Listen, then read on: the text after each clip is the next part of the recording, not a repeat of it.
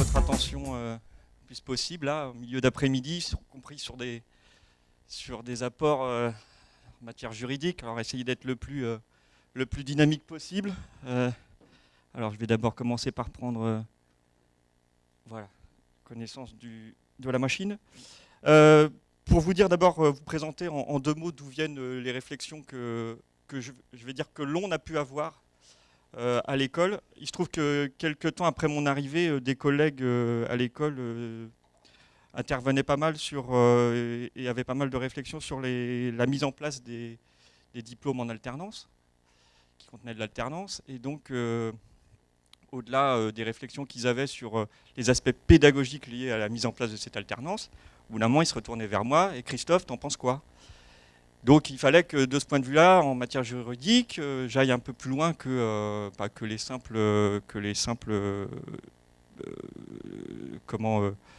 simples développements qu'on pouvait avoir sur un sujet qui ne faisait que naître, début des années 2000.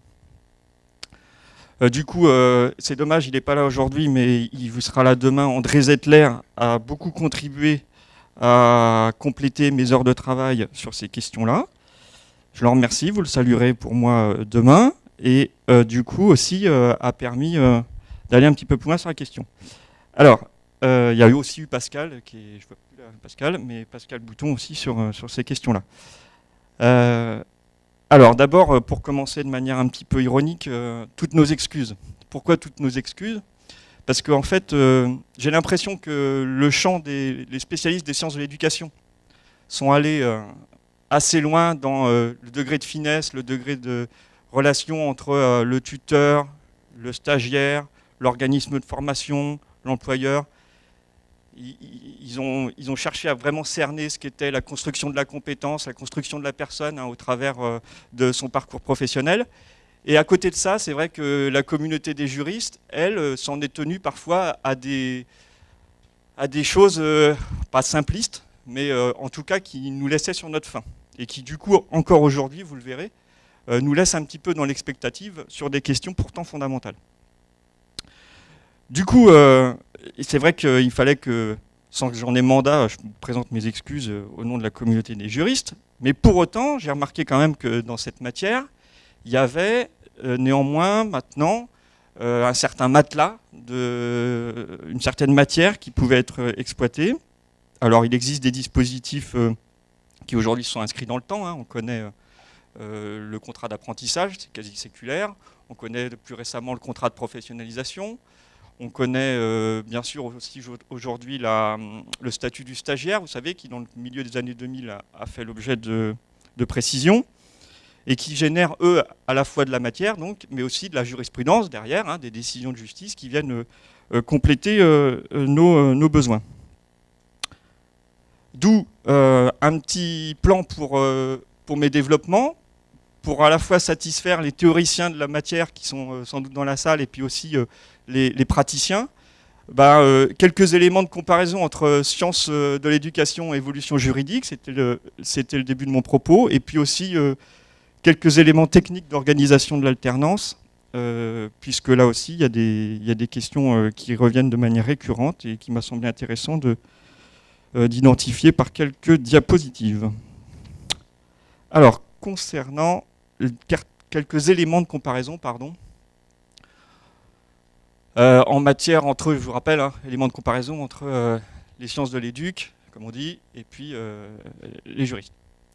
Il y a des aptitudes professionnelles, souvent on distingue les aptitudes professionnelles, les aptitudes relationnelles, le tout formant ce qu'on appelle les compétences. Je ne vais pas rentrer dans le détail, je ne suis pas le spécialiste, vous l'aurez compris. Par contre, ce que j'ai compris, c'est que les aptitudes professionnelles, les sciences de l'éducation parlent souvent de construction des compétences. Alors, à chaque fois, je mets un peu de texte, je m'en excuse pour ceux qui sont tout au bout, si ce n'est pas très lisible. Le droit, lui, parle d'enseignements généraux dans les organismes de formation et de savoir-faire acquis en entreprise. J'ai mis un exemple dans le cadre du Code du travail avec le contrat de professionnalisation. Quelque part, le droit, lui, il est resté à l'idée que quand on est dans l'organisme de formation, on est là pour intégrer de la théorie, des connaissances. Et puis quand on est dans l'entreprise, on est là pour, au contraire, acquérir la pratique. Et on sait très bien, maintenant, en travaillant avec mes collègues, donc, que la distinction n'est pas aussi binaire et que c'est très perméable entre les deux sphères.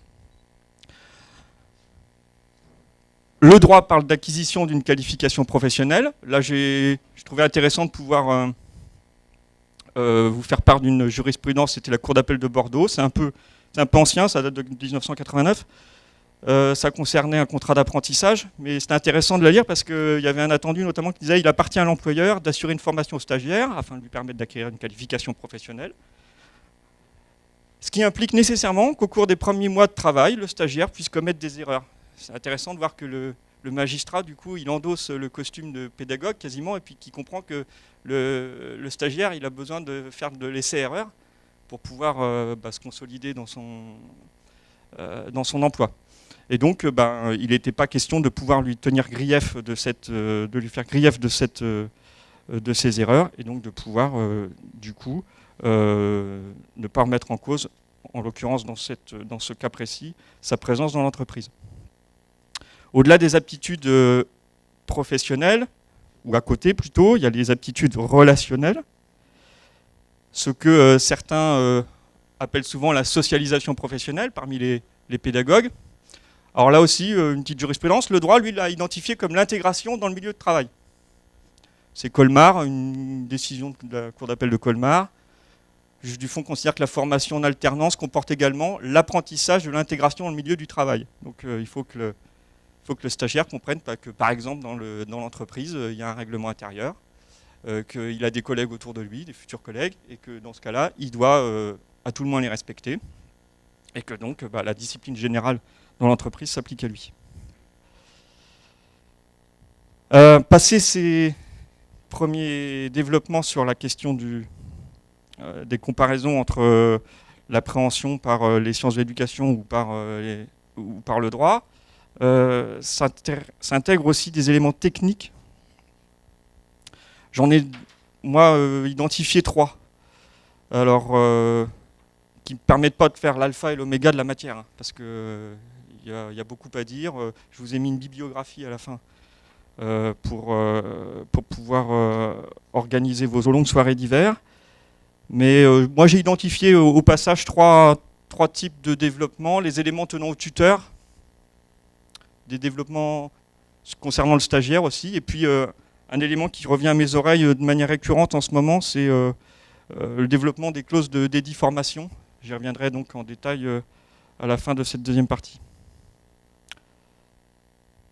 Alors, concernant le tuteur, étymologiquement d'ailleurs, c'est celui qui protège, hein, on ne l'oublie pas. Les attentes du tutorat, quand on regarde dans les textes, on peut en trouver à différents niveaux. J'ai commencé par la Convention collective nationale du sport.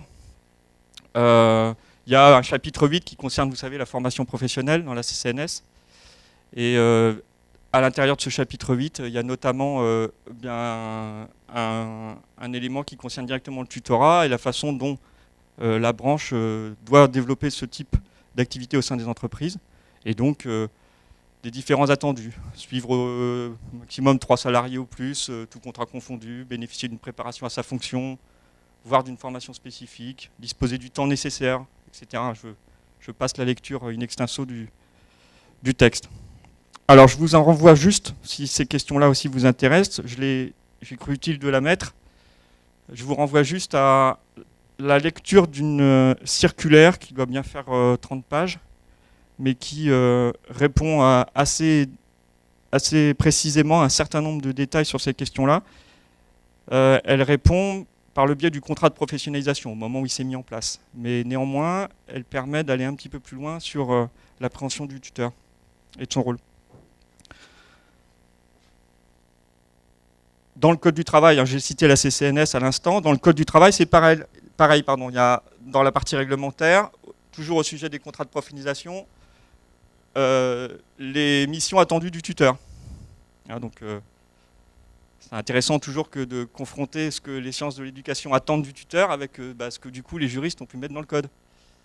Et donc accueillir, aider, informer, guider le bénéficiaire, cette période, organiser, hein, je ne vais pas le lire en in extenso là encore, mais accueillir, si on prend les verbes, organiser, veiller, assurer la liaison, le lien avec l'OF, l'organisme de formation, pardon, et puis participer à l'évaluation. Donc ces éléments-là, on les trouve directement, donc, je vous dis, dans le Code du travail. Des éléments qui sont précisés dans le Code, mais qui sont aussi complétés par la jurisprudence, parce que les magistrats ont à interpréter.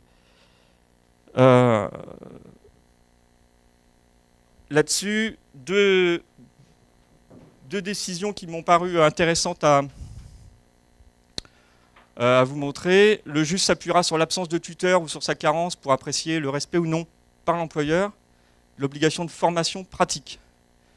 Le devoir de formation contracté par l'employeur envers le stagiaire implique de le faire guider, conseiller et surveiller sur la pratique professionnelle par son tuteur nommément désigné dans le contrat.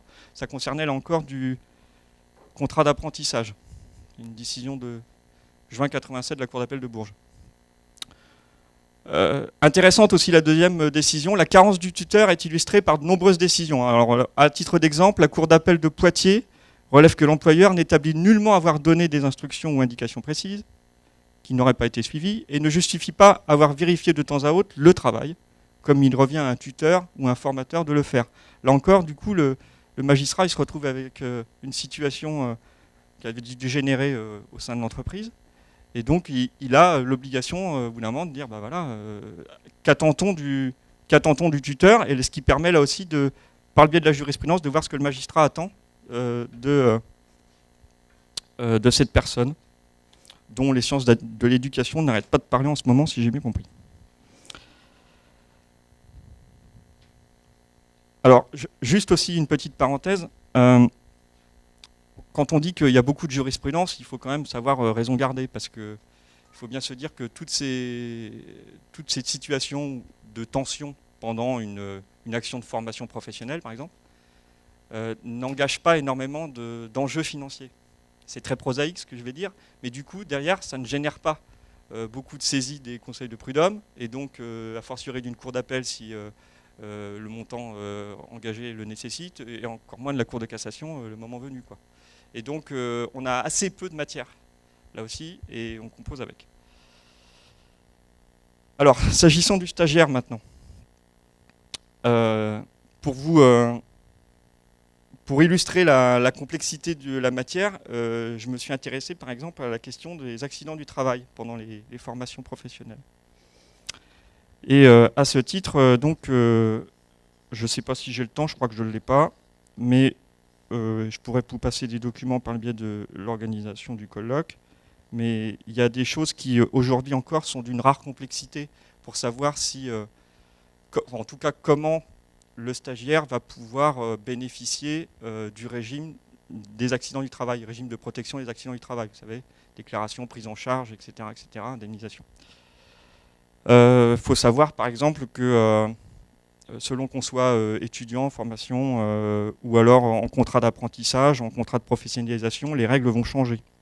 Il faut savoir que la question de la prise en charge du régime va changer lui aussi, selon que le stagiaire est étudiant, selon qu'il dispose d'une gratification. Et si je rentre encore un peu plus dans le détail quand je poursuis dans la lecture, c'est non seulement il a une gratification, mais celle-ci ne doit pas être supérieure à un certain montant. Bref, je vous passe les détails, parce que là, j'aurai une grosse capacité à vous endormir pour la fin de la journée. Mais pour autant, sachez que voilà, c'est ce qui permet d'illustrer encore la complexité de la matière. Et on n'est pas arrivé, je pense, à une forme de stabilité suffisamment, en tout cas, il me semble utile aujourd'hui pour continuer de développer les outils de formation professionnelle. De la même manière, d'ailleurs, puisque je parle d'accident du travail, on n'est pas encore tout à fait calé. Quand j'ai lu les propos, les développements sur la question, j'en parlais avec Pascal la semaine dernière, de voir que, en termes d'accident du travail et de responsabilité, qui de l'OF, qui de l'entreprise d'accueil, par exemple, juridiquement responsable, de voir que, en l'occurrence, aujourd'hui, les choses ne sont pas encore calées. On manque, comme je vous le disais, de jurisprudence, de cas qui peuvent se présenter au juge. Du coup, on se retourne vers la doctrine. Ce qu'on appelle la doctrine en droit, c'est les auteurs, les profs de fac, etc., etc., pour savoir ce qu'eux, par exemple, pensent de telle ou telle solution. Et la doctrine, là-dessus, est très partagée. très partagé selon que le stagiaire est rémunéré ou pas. C'est-à-dire que par exemple, il y a un lien de subordination qui s'établit entre le stagiaire et son entreprise d'accueil ou pas. Et donc, on arrivera à des situations différentes pour envisager soit la responsabilité de l'entreprise, soit la responsabilité de l'organisme de formation. Ceci est un exemple. De la même manière, de manière récurrente aussi, se pose la question de l'assurance en responsabilité civile du stagiaire lui-même pendant la formation. La plupart des ouvrages conseillent de demander à l'entreprise d'accueil, mais aussi au stagiaire lui-même, de conclure une assurance responsabilité civile. Alors, du point de vue de l'entreprise d'accueil, ça peut se comprendre de par exemple, le code du sport, elle a l'obligation de contracter des assurances, couvrant notamment ses salariés, ses stagiaires. Je vous passe les détails. Donc du point de vue de l'entreprise, on peut le comprendre, mais aussi du stagiaire. Alors je me suis intéressé à la question de savoir, mais pourquoi on demande aussi au stagiaire de justifier de sa responsabilité civile? Le plus souvent, c'est pour éviter des trous de couverture, c'est-à-dire des moments où le stagiaire serait plus tout à fait dans sa situation en alternance, mais plus tout à fait non plus encore dans une situation totalement individuelle, et où il ne serait, ou en tout cas la question de sa couverture d'assurance serait posée. Et donc il n'est pas rare que, effectivement, un certain nombre d'organismes demandent au stagiaire lui-même de justifier d'une responsabilité civile. C'est le cas notamment dans les activités qu'on considère un petit peu dangereuses et qui ne seraient pas forcément couvertes par une assurance responsabilité civile classique. Je pense par exemple au kitesurf et notamment donc à la question de savoir si on peut souscrire à des assurances qui permettent de couvrir ce risque et notamment, je crois que c'est le cas avec la FFVL, de pouvoir souscrire à une responsabilité civile professionnelle.